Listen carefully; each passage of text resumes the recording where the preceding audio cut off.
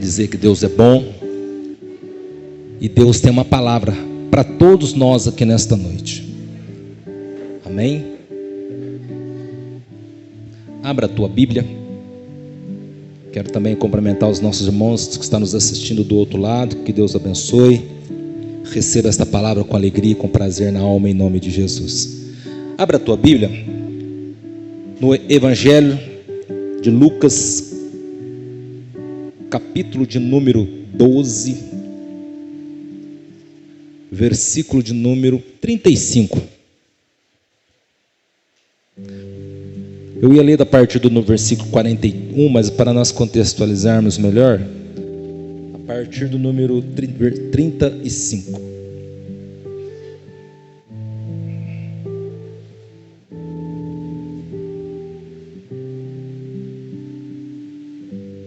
Tem aí como título a parábola do servo leal e do infiel.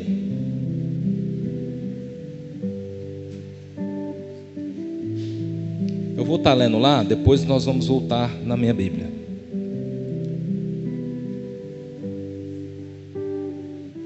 Estejam cingidos os vossos lombos e acesas as vossas candeias.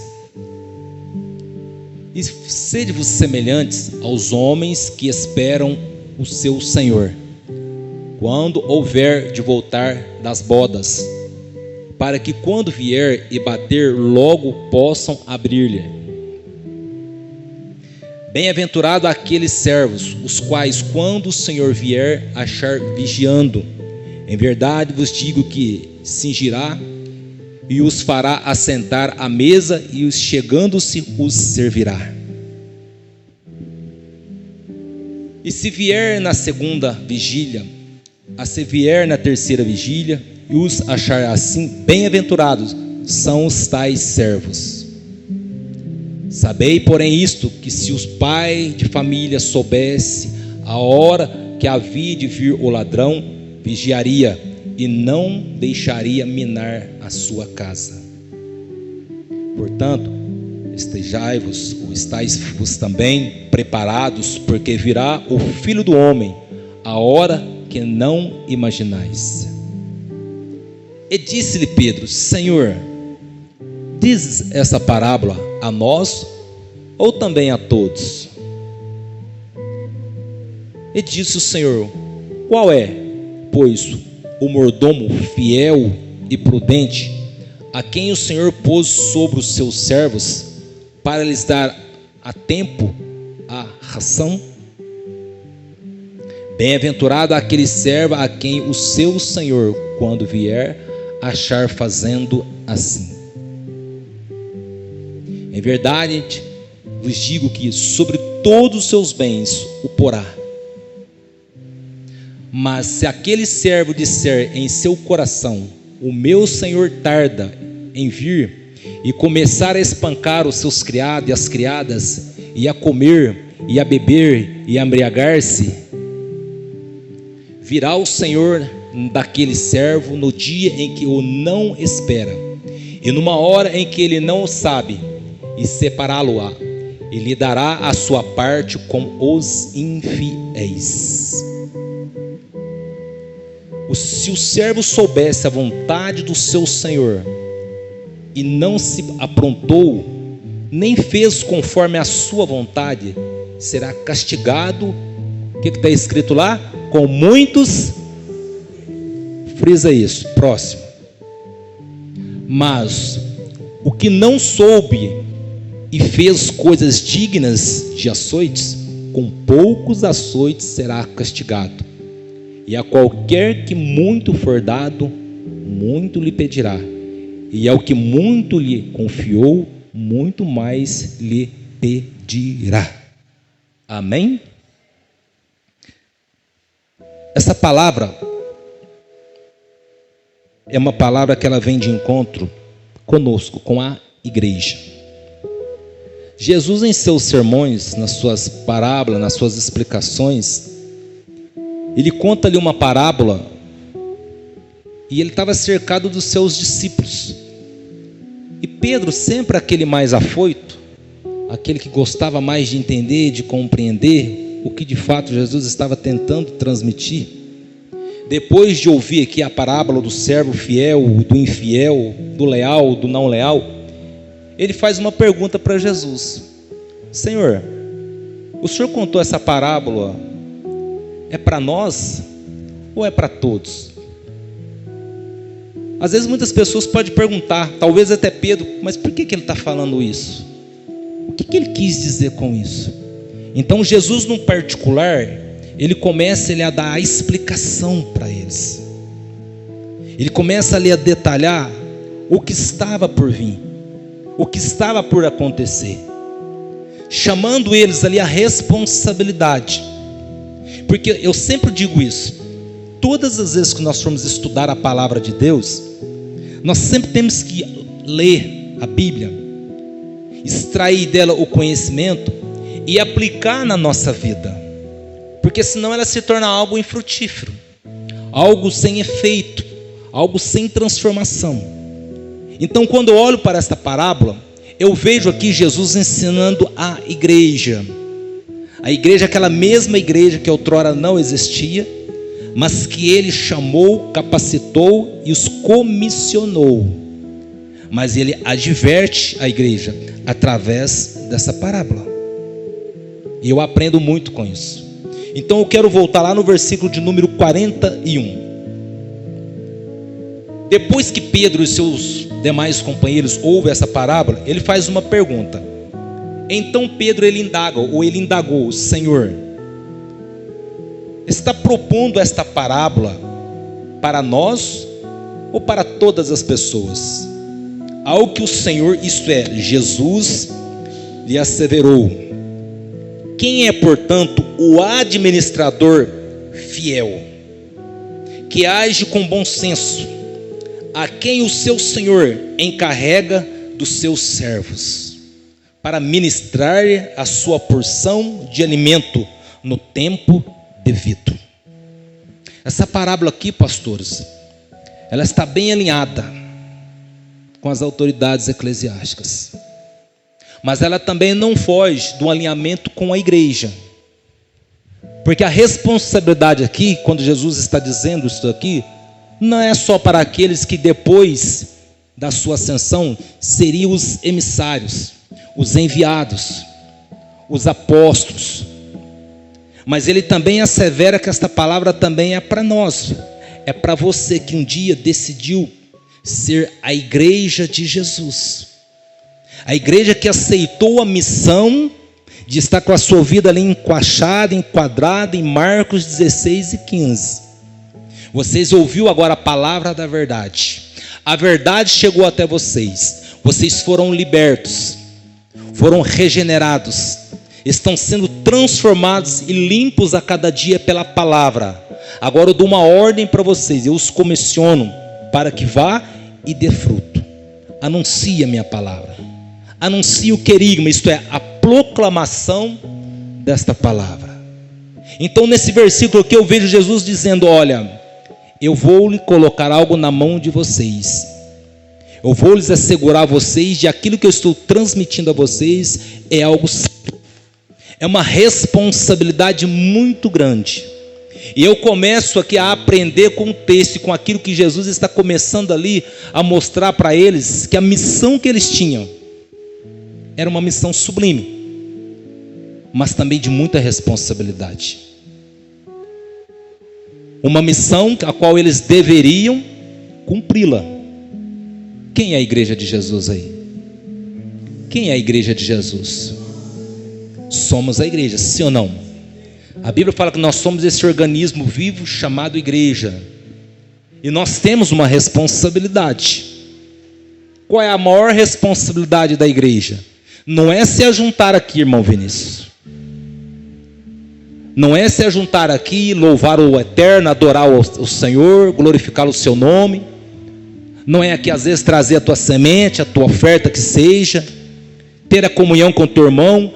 A maior missão da igreja é proclamar a palavra de Deus, é anunciar as boas novas, porque fato é, alguém deixou de viver a si mesmo pelo amor de Deus. A palavra chegou até você, Diácono Camargo, porque alguém sentiu o desejo e a responsabilidade de anunciá-la. Em cumprimento o quê? Do ID de Jesus. Em cumprimento da palavra a qual lhes foi dada. Pregue, anuncie. Eu gostaria que todos aqui um dia tivessem a oportunidade de estudar sobre os heróis da fé. Estudar um pouco sobre a história da igreja primitiva. Homens que deram a sua própria vida. Homens que foram mortos por amor ao Evangelho. Homens que se abnegaram das suas próprias vontades, mas que se entregaram à vontade de Deus, para que a palavra hoje chegasse até você, para que a palavra hoje chegasse até nós. Uma das maiores igrejas do Brasil, que é a Assembleia de Deus, ela foi fundada por 2 homens, Daniel Berger e Gunnar Wiener, 2 suecos, que saíram lá do seu país de origem, atravessou o mar e vieram até o Brasil, uma terra que eles não conheciam, onde eles não tinham amigos, parentes, mas eles vieram pelo amor às almas, pela chama que ardia em vossos corações. Talvez você é fruto, eu sou fruto desse amor. Eu sou fruto desse amor. A minha mãe há 50 anos foi fruto desse amor. E me gerou. E hoje nós estamos aqui. Então Jesus, quando ele começa a dizer isso, ele começa a ensinar, ele lança ali uma responsabilidade, porque ele sabia que o tempo dele era curto. Jesus, através da sua presciência, ele sabe, o meu tempo é curto. E eu preciso acelerar aqui o processo para que vocês venham entender e deixar que o amor pelas almas, de fato, penetre em vossos corações. Porque, infelizmente, nós estamos vivendo um mundo de muita insensibilidade pelas almas. Às vezes nós temos pessoas. Eu presenciei uma cena, foi ontem, se não me falha a memória, que eu fiquei me perguntando o quanto nós estamos insensíveis ao sofrimento alheio. Até a Gabriela e o Guilherme estavam comigo, nós fomos no centro, e de frente ali o Bom Prato, um homem caído, estava chovendo, molhado naquela escada, e ele tinha caído, batido a cabeça, desacordado, e o sangue jorrava. E as pessoas passavam, só olhavam. Só olhava. Olha para você ver a insensibilidade que nós estamos vivendo. A imagem da glória de Deus nessa decadência. Eu olhei aquela cena e o Espírito de Deus me trouxe aquela passagem que nós estávamos até lendo. Estive nu e não me deste de vestir. Estive com fome e não me alimentaste. Estive doente e não me visitaste. Eu peguei o celular na hora, liguei para ligar e comecei a me perguntar: onde nós estamos vivendo? Que mundo que estamos vivendo? A falta do amor, a insensibilidade, missionária Ana Paula, de ver pessoas numa situação daquela e passar de largo. Será que nós, como igreja, estamos de fato cumprindo aquilo que Jesus disse? Porque às vezes nós olhamos para a pessoa, às vezes bem vestido, arrumado, bem trajado, às vezes com uma casa boa, às vezes com carro, mas às vezes a alma daquela pessoa está mais pobre, mais miserável do que aquele cidadão que estava ali naquela sarjeta. Porque muitas vezes nós temos o costume de olhar pelos olhos carnais, da aparência. Porque falta muitas vezes em nós, missionário Aníbal, os olhos espiritual, de olhar o que está por de dentro daquela pessoa, a dor e o sofrimento daquela alma. É por isso que o apóstolo Paulo ele fala que nós temos que ter o mesmo sentimento em que houve em Cristo Jesus. aquele sentimento de amor. E a responsabilidade da igreja, ela é grande. Olha o que Jesus ele continua dizendo para os discípulos. No versículo de número 43. Feliz é o servo a quem o seu Senhor surpreender agindo desta maneira quando voltar. De que maneira é? Asseguro-lhes que ele o encarregará de todos os seus bens. Sabe o que Deus está dizendo aqui? Se você priorizar o meu reino, se você priorizar a minha vontade, eu garanto e seguro e asseguro a sua vida. Eu cuido de você. Eu cuido dos seus bens, eu cuido das tuas finanças, eu cuido da sua família, dos seus filhos, da tua esposa, da sua casa. Eu asseguro isso. Eu garanto isso para você. O problema é que muitas vezes nós queremos fazer, não é com aquele coração voluntário, mas nós queremos fazer por obrigação. E Deus, Ele conhece a intenção do coração. Porque Deus trabalha diferente como nós trabalhamos, irmãos. Lembra um dos homens mais respeitados, honrados, e que assumiu as 3 maiores posições em Israel? Ele foi juiz, ele foi sacerdote e ele foi profeta. Quem foi? Samuel. Um homem que foi profeta, um homem que foi juiz. E quando ele chega diante dos filhos de Jessé, ele olha o quê? A aparência. Acredito que quando Absalão chega perto dele, né? É esse daí. Forte, formoso, alto, de aparência. Ele se enquadrava em todas as características de um rei. E Deus falou: não é esse. Eu não olho como o homem olha, eu olho o que está por dentro. E o desenrolar do texto foi aquele que estava lá no campo, estava sendo preparado. Nós precisamos começar a pedir a Deus para nós termos os nossos olhos ungidos. Eu sempre faço uma oração, já é metódica na minha vida.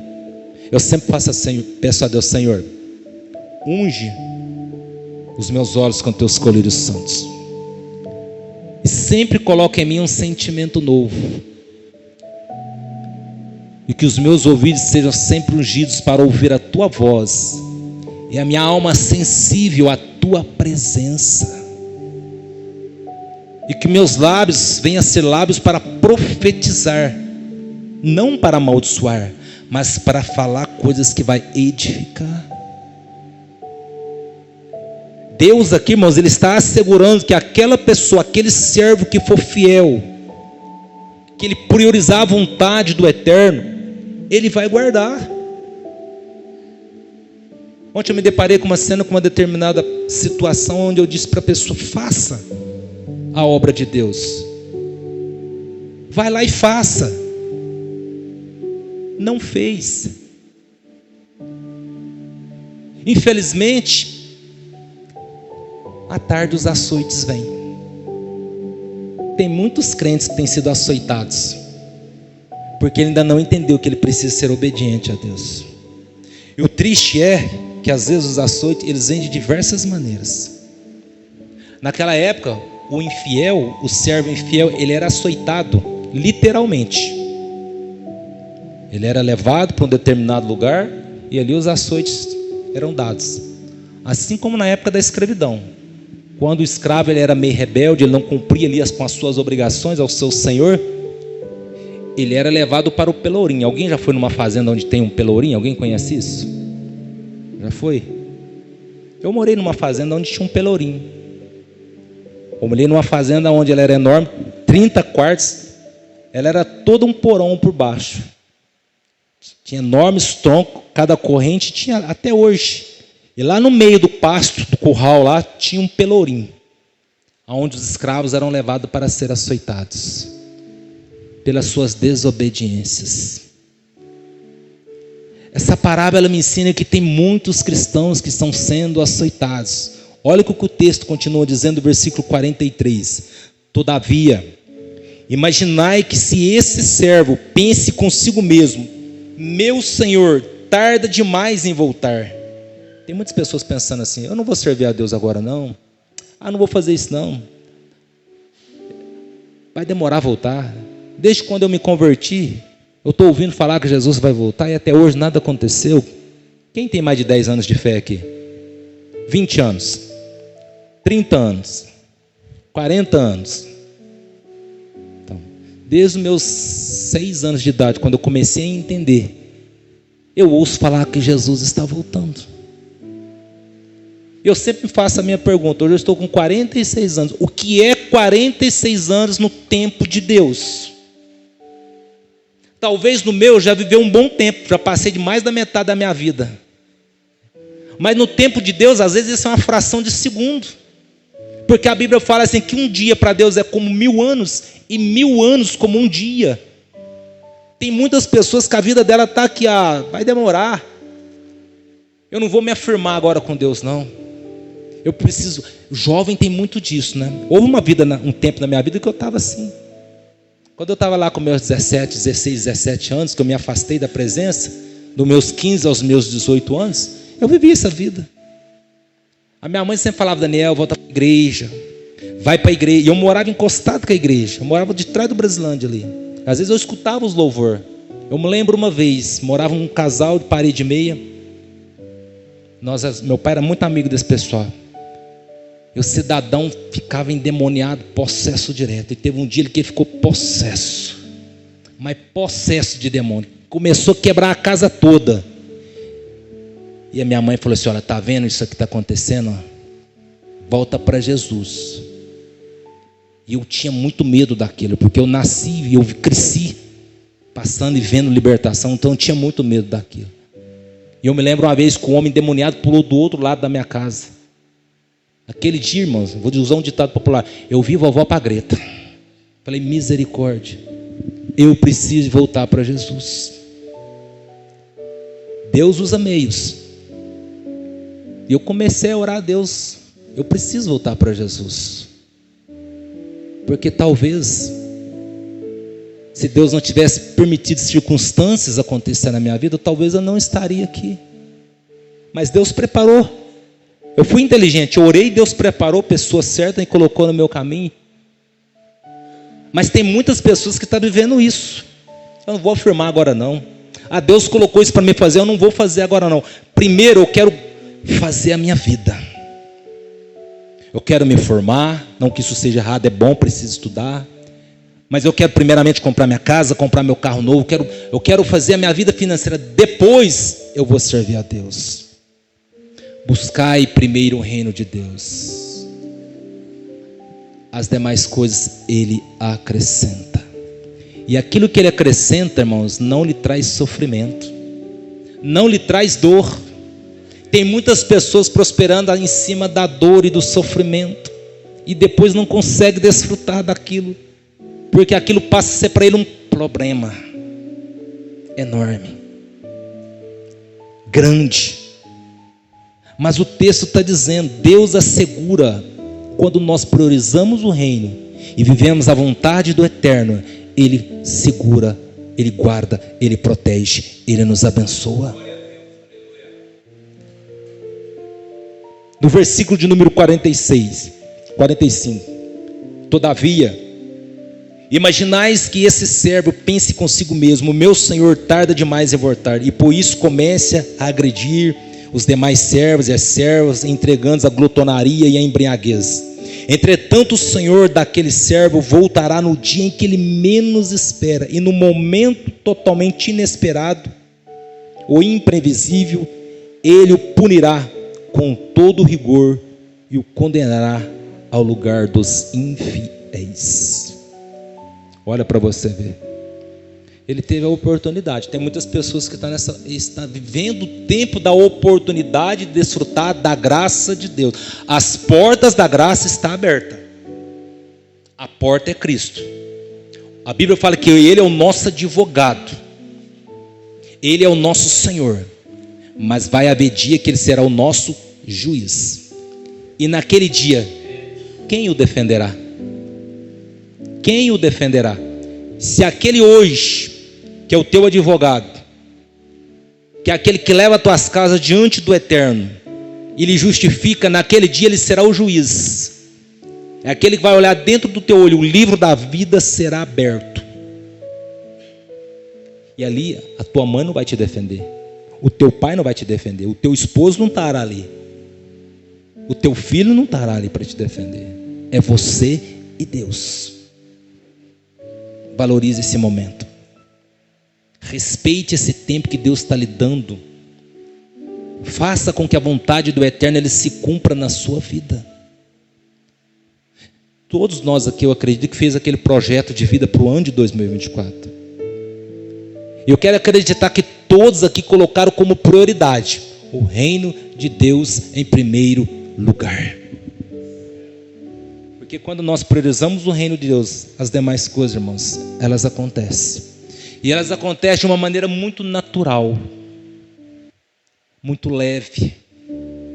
Não falta trabalho, não falta oportunidades. Às vezes a enfermidade vem, mas ela não permanece.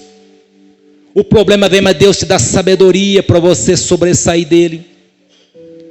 Mesmo você vivendo em um mundo conturbado, mas Deus lhe faz você uma pessoa resiliente, capaz de sobressair diante das dificuldades.